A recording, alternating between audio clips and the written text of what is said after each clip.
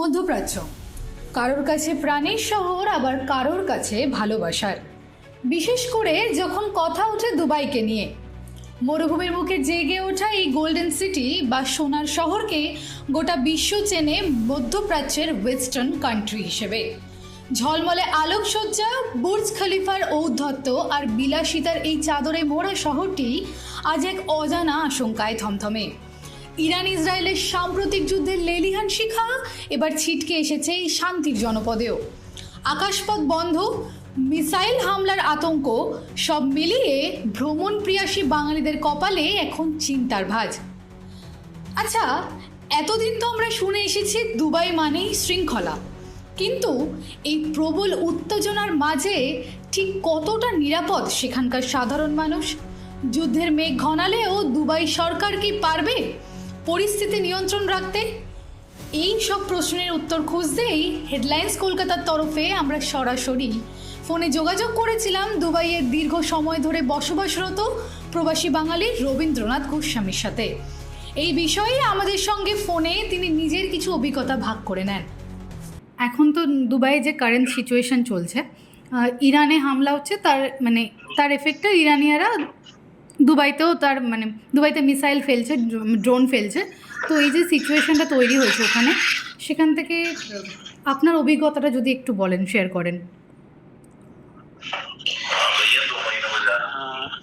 Actually এই টার্গেটটা Dubai ঠিক নয়, ওদের প্রাইমারি টার্গেট ছিল যে এখানে যে সমস্ত আমেরিকান দূতাবাস আছে এবং তাদের যে কার্যকলাপগুলো চলে, তাদের যে বেসগুলো আছে, এয়ার বেস বা নেভাল বেস, সেই সমস্ত বেসগুলোকে অ্যাটাক করা। তারপরে সেগুলো করতে গিয়ে ওরা দেখলো যে কিছু কিছু জিনিসে ওরা মনে হয় ওরা একটুখানি কোনোভাবেই ভুলবশত যাই হোক কিছু কিছু জিনিস তারপরে একটু বাইরের এতেও পড়েছে কিছু, তারপরে পরিস্থিতি যত বদলেছে ওরা আরো অ্যাগ্রেসিভ হয়ে গেছে। যখন দেখলো ওদের লিডার মারা গেছেন, তারপর থেকেই ওরা একটুখানি বেপরোয়া হয়ে কিছু স্কাড মিসাইলস, তারপরে যা ওদের ক্ষেপণাস্ত্রগুলো আছে সেগুলো ছুটতে শুরু করেছিল। বাট এখানে যে আমাদের ডিফেন্স ব্যবস্থা খুবই মজবুত এবং খুবই ভালো, এবং তারা সেগুলোকে আমার নিজের চোখে দেখা সেগুলো মোটামুটি আকাশপথেই সেগুলোকে প্রতিহত করেছে, এবং ক্ষয়ক্ষতি যা ন্যূনতম হওয়ার সেইগুলো। সেই জন্য ওরা বলে দিয়েছে যে যারা খুব দরকার না হলে বাড়ির বাইরে না বাড়ানোই ভালো। যেমন আজকে প্রথম দিন শুরু হয়েছিল শনিবারে, তো রবিবার ছুটি থাকে, আর সোমবারটা আজকে সোম মঙ্গল বুধ এই 3 দিনই স্কুল বা অফিসও বলা হয়েছে যে যার রিমোটলি কাজ করুক, ওয়ার্ক ফ্রম হোম করে দিয়েছে। আচ্ছা, স্কুল হোক বা অফিস সবটাই ওয়ার্ক ফ্রম হোম চলছে এখন তাহলে? হ্যাঁ, ওয়ার্ক ফ্রম হোম চলছে, এবং পাবলিককে বলা আছে খুব দরকার না হলে যেন বাড়ি থেকে না বেরোয়। তবে এমনি আমরা যে এরিয়ায় থাকি দুবাই এরিয়ায়, এখানে টাচুট এখন অব্দি কোনো কিছু সেরকম নেই। আর এখানে এই এরিয়াটায় মিক্স কমিউনিটি আছে, হতে পারে যে সেই জন্য হয়তো কিছুটা ওরা সেটা বাঁচিয়ে চলছে, কারণ ওদের নিজেদের লোকও কিছু আছে, পুরনো যারা লোক, কিছু ইরানিয়ানরা এখনো দুবাইতে আছে সেই জন্য। হ্যাঁ, একটা বিরাট অংশ এখানে আছে। আচ্ছা, তো এই যে এখন যে যুদ্ধ পরিস্থিতি, এবার আমরা দুবাই জানি, দুবাই হচ্ছে বিজনেস দিক থেকে বলুন বা ট্যুরিজমের দিক থেকে বলুন, বা দুবাইকে গোল্ডেন সিটিও বলা হয়। তো হ্যাঁ, এবার যে বিজনেস, এই যে যুদ্ধ পরিস্থিতি তৈরি হয়েছে, এতে কি বিজনেসের উপরে বা ট্যুরিজমের যে ব্যাপারটা রয়েছে তাতে কি খুব এফেক্টেড হবে? ধরুন আমাদের ইন্ডিয়া থেকে বলুন বা অন্যান্য যেসব কান্ট্রি থেকে দুবাই ওরা খুবই প্রেফার করে, দুবাই যাওয়াটা প্রেফার করে, সেটা বিজনেস দিক থেকে হোক, কাজ করতেও মানুষ যেমন যায়, ঘুরতেও মানুষ তেমন যেতে পছন্দ করে। তো এতে কি কোনো এফেক্ট হচ্ছে বা এফেক্ট ইন ফিউচার হতে পারে, বা হচ্ছে কি বিজনেসের দিক থেকে কোনো এফেক্ট বা ট্যুরিজমের দিক থেকে? দেখুন, এখন এরা যেটা এই কান্ট্রি হিসাবে এরা এরা খুবই মানে প্রিপেয়ারনেসটা খুব স্ট্রং।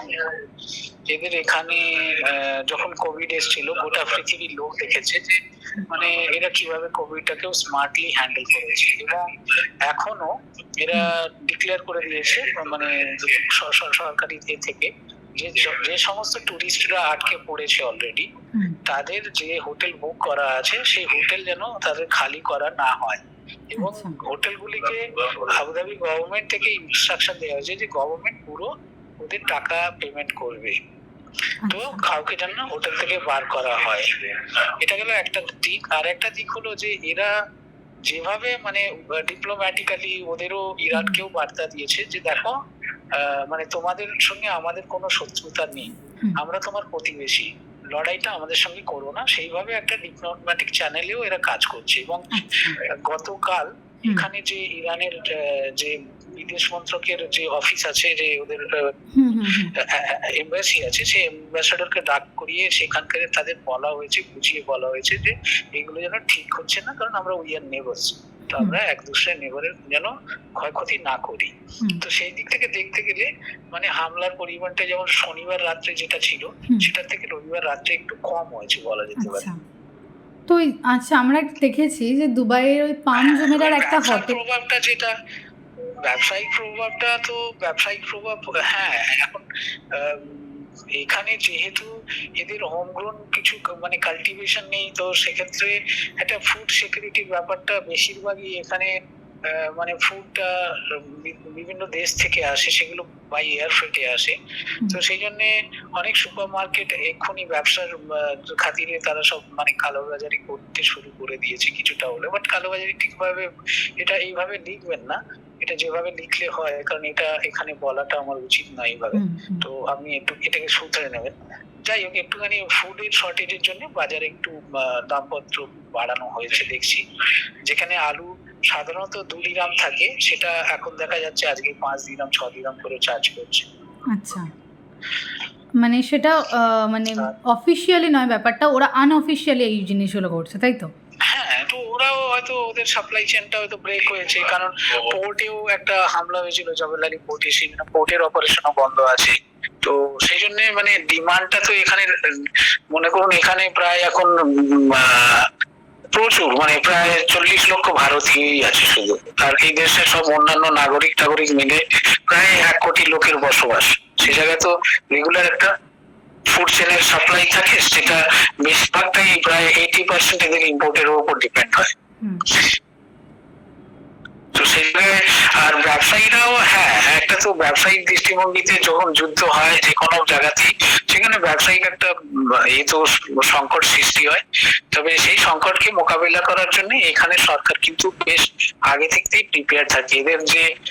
এদের যেহেতু মানে সরকারটা খুব মানে প্রগতিশীল, এবং এদের এখানে মানে গণতন্ত্রের ব্যাপার নেই, সেক্ষেত্রে ভোট বা এই সমস্ত বালাই না করে এরা বড় বড় ডিসিশন গুলো খুব তাড়াতাড়ি নিয়ে নিতে পারে, এবং সময়োপযোগী ডিসিশন এদের নিতে বেশিক্ষণ টাইম লাগে না। আচ্ছা, মানে বলতে চাইছেন ওখানকার সরকার যে যারা রয়েছে খুব ভালোভাবেই সব সিচুয়েশন ওরা হ্যান্ডেল করে, খুব কামলি হ্যান্ডেল করে। হ্যাঁ, ওদের কাছে রিয়েল টাইমে ওরা ডিসিশন নেয়, যখন যেটা দরকার তখন সেটা করে নেয়, যে সেজন্য মানে কোনো রাগঢাক না রেখেই ওরা বেশ ভালো ডিসিশন নিয়ে নেয়। এফেক্টেড কম হয়, তাই তো? হ্যাঁ, পাবলিকের এফেক্ট একটু কম হয়, তারপরে প্যানিকও যাতে না হয় সেই জন্য ওরা সবসময় লোককে অ্যাডভাইস করে, এবং কারো কিছু মানে অসুবিধা হলেও তাদের অ্যাড্রেস করে দেয়। যেমন কলকাতার এই শুভশ্রী সবাই আটকে আছে এখানে, কিন্তু তাদের যে হোটেলে থাকে তারাও কিন্তু যাতে কোনো অসুবিধা না হয় সেখানে তাদের একটা দেয়া আছে, গাইডলাইন হোটেলকে দিয়ে দেওয়া হয়েছে যে গেস্টকে খালি করানো যাবে না। আচ্ছা, তো কি মনে হচ্ছে এই জিনিসটা কতদিন অবধি স্টে করতে পারে? মানে আপনি তো বলেন আপনি নিজের চোখে মিসাইল দেখেছেন, এক্সপিরিয়েন্স মানে দেখেছেন ব্যাপারটা, তো আপনার কি মনে হচ্ছে? মানে এখন বলছেন জিনিসটা আগের থেকে একটু কমেছে, মানে শনিবার যেটা ছিল সেটা রোববারে হয়তো একটু কমেছে, এবার আজকে ধরুন সোমবার, তো মনে কি হচ্ছে জিনিসটা কতদিন চলতে পারে, স্টে করতে পারে ওখানে? মানে দুবাইতে এর প্রভাবটা কতদিন থাকতে পারে? দেখুন, একটা জিনিস মানে যদি ইরান ইউএই কে অ্যাটাক না করতো বা অন্যান্য কান্ট্রিগুলোকে অ্যাটাক না করতো তাহলে যুদ্ধ অনেকটা বিস্তৃত হতো, মানে অনেকদিন চলতো। যেহেতু ইরান মানে এই সমস্ত অন্যান্য দেশগুলোকেও অ্যাটাক করছে, সেই জন্য যুদ্ধটা বেশি দিন টিকবে না। কারণ ইরানকে সাপোর্ট করার লোক আর থাকবে না, সে চায়নাও চাইলে সাপোর্ট করবে না, কারণ চায়নার এখানে ইউএইতেও একটা বিরাট ইন্টারেস্ট আছে, বা পুরো জিসিসি কান্ট্রিতে তাদের একটা ব্যবসা ভালো রকম চলে।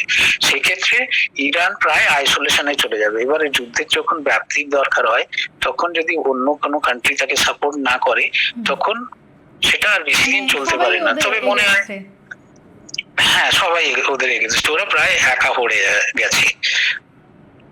আর ওরা এখন তো বলছে যে আমরা সারেন্ডার করব না, আমরা এর বদলা নেব, যেহেতু খামেনেই মারা গেছে, যেটা এখন শোনা যাচ্ছে, যেহেতু খামেনেই মারা গেছে তার ওরা পুরোপুরি বদলা নেবে। কিন্তু যদি ব্যাপারটা পুরোপুরি ওদের কি মনে হয়, মানে ওরা সারেন্ডার করবে, মানে যেহেতু বলছেন যে সবাই ওদের এগেনস্টে চলে গেছে? না, এখন ব্যাপার হচ্ছে যে ওরা বদলা নেবে, বদলাটা নেবে কার বিরুদ্ধে? বদলা নিতে গেলে ওকে হয় বদলা নিতে হবে আমেরিকার বিরুদ্ধে বা ইসরায়েলের বিরুদ্ধে। এবার সেই জায়গাটায় ওরা অনেকটা দুর্বল আছে। ইসরায়েল তাদের শিল্ড অনেক বেশি মানে পাকাপোক্ত, এবং সেক্ষেত্রে ইসরায়েলের উপর হামলা করা ওদের ডিস্টেন্সেরও একটা ব্যাপার আছে। আর ইউএস তো ওদের ধরাছোঁয়ার বাইরে, সেক্ষেত্রে ওরা যাই করুক না, সেই জায়গায় ওই প্রতিশোধ নেওয়াটা ওদের পক্ষে সম্ভব হবে না। সেটা মানে যে ডিফেন্স টেকনোলজিতে যে আপগ্রেডেশন আছে, তাতে ওরা কিন্তু এত কিছু করতে পারবে না। তো সেই জায়গায় এরা এখন, আর তারপরে কি, এই যে মানে এটা তো আজকের নয়, এই খোমেনির এগেনস্টে ওদের নিজেদের দেশেও একটা অনেকটা লোকই একটা মানে সার্ভেতে দেখা গেছে যে ওই ওখানকার লোকেও মানে বেশ কিছু লোক ওদের মানে বিশেষ করে মহিলারা, হ্যাঁ, তো কিছু অংশ খুশি ছিলেন না। তো সেক্ষেত্রে এখন তারা যে আনন্দিত সেটা নয়, হয়তো এইভাবে না চাইলেও যেটা মানে হয়ে গেছে। এখন তার জন্য যদি এরা হামলা চালায়, আর ওদের দেশেরও এখানে অনেক লোক এই জায়গাগুলোয় আছে, আর ওরা তো নিজেরা এমন নয় যে ওনাকে উনি মারা গেছেন আর ওনার জীবনটা আবার ফেরত পাবেন হামলা চালিয়ে। এবার যারা নতুন জেনারেশন লিডার আসছেন, তাদেরও তো একটা রাজত্ব করতে হবে। তারা রাজত্ব কতদিন শত্রুতা বা বৈরতা রেখে চালাতে পারবেন? তারাও নিশ্চয়ই মানে স্মার্ট আছেন, তারাও তাদের যে খোটা শোকটা কাটিয়ে উঠে নিশ্চয়ই বুঝতে পারবেন যে না, ঠিক আছে, যেটা হয়েছে এবার আমরা আলোচনার বসি। এবং তার একটা ইঙ্গিত গতকালই ইউএস প্রেসিডেন্ট দিয়েছেন যে ওখানকার যে নতুন যারা লিডার আছে তারা চেষ্টা করছে এটাকে করে দেওয়ার জন্য, মানে এটাকে মিটমাট করে নেওয়ার জন্য একটা এসছে। তো সেই জায়গায় একটা কারেকশন এসছে। তো এগুলো দেখে মনে হয় যে ওরাও নিশ্চয়ই চাইবেন যে এইভাবে যুদ্ধটাকে না চালিয়ে যেতে। আচ্ছা, মানে কি মানে কিছুদিন, এই জাস্ট আজকেই একটা নিউজ পেলাম, সেখানে নাকি আমেরিকা বলেছে যে এখনো অবধি যুদ্ধ চলবে, সেটা হয়তো 4-5 সপ্তাহ ধরে চলবে। তো মানে যদি না ইরান সারেন্ডার করে আর কি। ওরা মানে ডিপেন্ড করছে যে এগুলো এখন থেকে বলা খুব মুশকিল। 4-5 সপ্তাহ মনে হয় যে এটা সবই মানে আগে থেকে বলা খুবই মুশকিল। আমরা এই যুদ্ধের ব্যাপারে আমরা সবসময়, আমরা শান্তিকামী মানুষ, আমরা সবসময় আশাবাদী হব যে যুদ্ধটা কালকে শেষ হয়ে যাক। তো আমরা সব দিক থেকে সর্বতভাবে প্রার্থনা করব, এবং যারা নতুন লিডার আসছে তাদেরও আমরা সমবেদনা জানাবো, এবং তার সঙ্গে আমরা অ্যাপিল করব যে তারা যেন এইটাকে শুভবুদ্ধি হয়ে নেন, এবং শান্তি ছাড়া বাঁচার কোনো পথ নেই। যে মানে প্রাণহানি বা এই যে যুদ্ধ, এর কোনো শেষ নেই এবং এর কোনো ভালো দিকও নেই। তো সেটা নিশ্চয়ই তারা বুঝবেন, আর আশা রাখবো যে এটা আর বেশি দিন প্রলং না হয়ে মনে হয় তাড়াতাড়ি শেষ হয়ে যাবে। তো মনে হয় যে আস্তে আস্তে হয়েছে অ্যাটাক, ওখানে কি কোনো কেউ মারা গেছেন এরকম কোনো অফিসিয়াল কিছু জানা গেছে, বা কতজন আহত হয়েছেন, কতটা কি এফেক্ট হয়েছে? দেখুন, এই ব্যাপারে আমাদের বলা মানে কোনো অধিকার নেই, কারণ এখানকার যে মিনিস্ট্রি আছেন তারা সব সময় যে প্রেস ব্রিফিংসটা দেন সেইটাই আমাদের বেস করতে। তাতে আমরা কিছুটা দেখেছি, বোধহয় এইতে টোটাল 3 জনের মতো মারা গেছেন, আর এই খবরটা এসছে। আচ্ছা, তো তাহলে এখন আপনাদের সবটাই এখন হোম বেস, মানে আপনি ধরো ধরো যারা বাইরে কাজ করছে তাহলে সবটাই এখন ওয়ার্ক ফ্রম হোম বেসই চলছে। ওয়ার্ক ফ্রম হোম চলছে, তা বলে এরকম নয় যে একেবারে পুরোপুরি দোকান টোকান বন্ধ আছে, দোকান নর্মালি খোলা আছে। যার মানে মানে যার দরকার বাজার কেনাকাটি যেটা আছে সেগুলো করছে মানুষে, মানে এরকম নয় যে সবাই গৃহবন্দী হয়ে বসে রয়েছে এবং সবাই যে ভীত সন্ত্রস্ত সেটাও নয়। দুবাইটা এখন অনেক বড়, দুবাইয়ের এক প্রান্ত থেকে আর এক প্রান্ত প্রায় 40 কিলোমিটার জায়গা, তো বিরাট বড় দুবাইটা। আর এটা যেটা হয়েছে সেগুলো একেবারে বিচ্ছিন্ন ঘটনা, এরকম কিছু নয়। আর শান্তি শৃঙ্খলার জন্য সবাই মোটামুটি একটা ঐক্যবদ্ধ, মানুষের এখানে যে সহযোগিতা, প্রশাসনের সহযোগিতা এবং যে একটা পজিটিভ এনভায়রনমেন্ট তৈরি করে রাখা, সেগুলো সব আছে। যুদ্ধ পরিস্থিতির এই ভয়াবহ আজ শহরবাসীর মনেও কিছুটা উদ্বেগ তৈরি করেছে। সাধারণ মানুষ থেকে শুরু করে প্রবাসী বাঙালিরা সকলেই এখন চাইছেন দ্রুত ফিরুক শান্তি। আমাদের সাথে কথা বলতে গিয়ে এই মানবিক দিকটি তুলে ধরলেন দুবাইয়ের বসবাসরত আরও এক বাঙালি মিশ্রী মুখার্জি। যুদ্ধের আবহে ঠিক কেমন অভিজ্ঞতা হচ্ছে তার। ইরানে তো যুদ্ধ চলছে, তার প্রভাবটা দুবাইতেও পড়ছে, দুবাইতে ভালোভাবেই পড়ছে। তো এই পরিস্থিতিতে এখন ওখানকার কারেন্ট সিচুয়েশনটা কেমন, মানে আপনাদের কি ফেস করতে হচ্ছে আপনাদেরকে? আমাদের কিছু ফেস করতে হচ্ছে না, এমনি জীবনযাত্রা স্বাভাবিক। আমাদের শুধু ঘরে থাকতে হচ্ছে, বাইরে থাকতে হচ্ছে। বাইরে বেরোতে বারণ করছে, কারণ এই যে ইন্টারসেকশন গুলো চলছে, তার যে ডেব্রিস গুলো যে পড়ছে, তাতে অনেক মানুষ আহত হয়েছে দুবাই বা আবুধাবিতে। তো তাই জন্য ওইটা থেকে বাঁচতে, যাতে ওটাতে থেকে অযথা মানুষ মানে না হয়, হার্ট না হয়, তার জন্য করছে আর কি, বলেছে যে ঘরে থাকতে যতটা সম্ভব।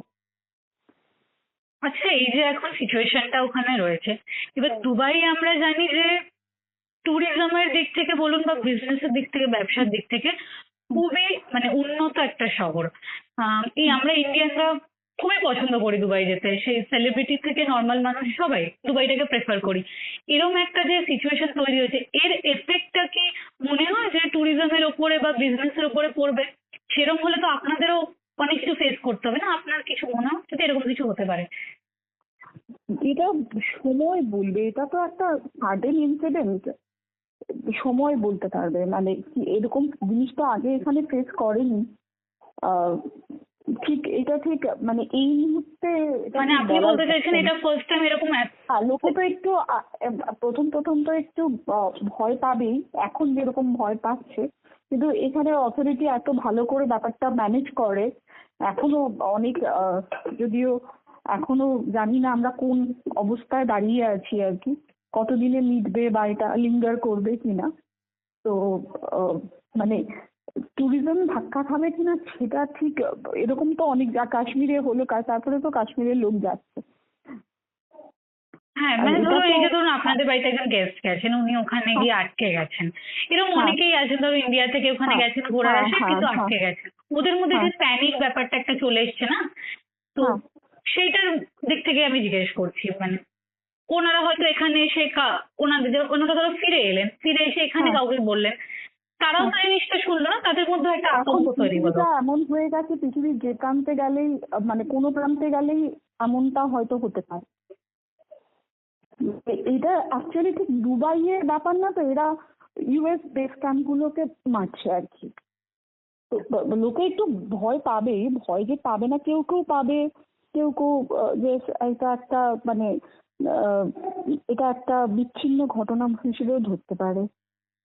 আচ্ছা, এই যে আমরা একটা খবর পেয়েছি দুবাইয়ের যে বিখ্যাত পাম জমেরা রয়েছে সেটা সেখানে মানে মিসাইল পড়েছে, সেটা দাউ দাউ করে জ্বলেছে। আচ্ছা, কোনো কি মানে কেউ মারা গেছে বা কোনো হতাহতের খবর কিছু পাওয়া গেছে?